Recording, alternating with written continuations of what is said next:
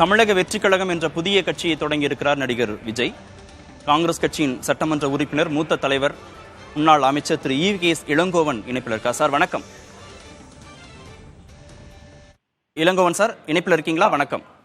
இருக்குங்க. வணக்கங்க. வணக்கம். வணக்கம். 2009ஆம் ஆண்டு திரு ராகுல் காந்தியை சந்தித்தார் நடிகர் விஜய். அப்போது காங்கிரஸ்ல சேர போறாரு அப்படின்னு பேசப்பட்டது. அதுக்கப்புறம் ஒவ்வொரு ஆண்டு திரைப்படங்கள் வெளியாகிற போதெல்லாம் திமுக, அதிமுக, பாஜக என மத்தியிலையும் மாநிலையும் ஆட்சி பொறுப்பில் இருந்த கட்சிகளோடு அவருக்கு முரண்பாடு ஏற்பட்ட சமயங்கள்ல அரசியலுக்கு வரப்போறார், கட்சி தொடங்க போறார்லாம் சொல்லப்பட்டது. இப்போது நடந்தாகிவிட்டது. கட்சியை தொடங்கிட்டார். 26 சட்டமன்ற தேர்தலுக்கு வரப்போகிறார். மூத்த அரசியல் தலைவராக உங்களுடைய பார்வை என்ன புதிய கட்சி குறித்து? அவர் அரசியலுக்கு வருவதை நான் வரவேற்கின்றேன். ஏனென்றால் அவரை போன்ற இளைஞர்கள், மக்களிடையே செல்வாக்கு பெற்றவர்கள் அரசியலில் பொது வாழ்வுக்கு வருவது வரவேற்கத்தக்கதான்.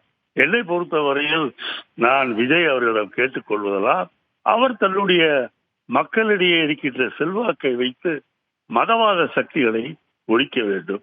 நாட்டிலே மதத்தின் பெயரால், மொழியின் பெயரால் மக்களை பிரிக்க நினைக்கின்ற சக்திகளுக்கு அவர்களை அழிப்பதற்கான வழியில் தன்னை ஈடுபடுத்திக் கொள்ள வேண்டும் என்று நான் கேட்டுக்கொள்கின்றேன்.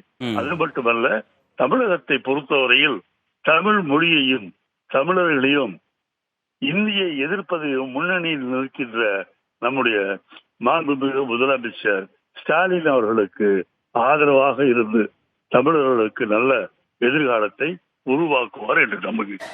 இந்த அரசியல்லாம் பண்றதுக்கு தானே திமுக இருக்கு, திராவிட கட்சிகள் இருக்கு, காங்கிரஸ் இருக்கு. அந்த கட்சிகள் போதாதா? விஜயும் தேவையா உங்க கருத்தை பலப்படுத்த? ஏனென்றால் மதவெறி பிடித்த சக்திகள் இன்றைக்கு அநாகரிகமாக மதவெறி பிடித்து ஆடிக்கொண்டு இருக்கின்றனர்.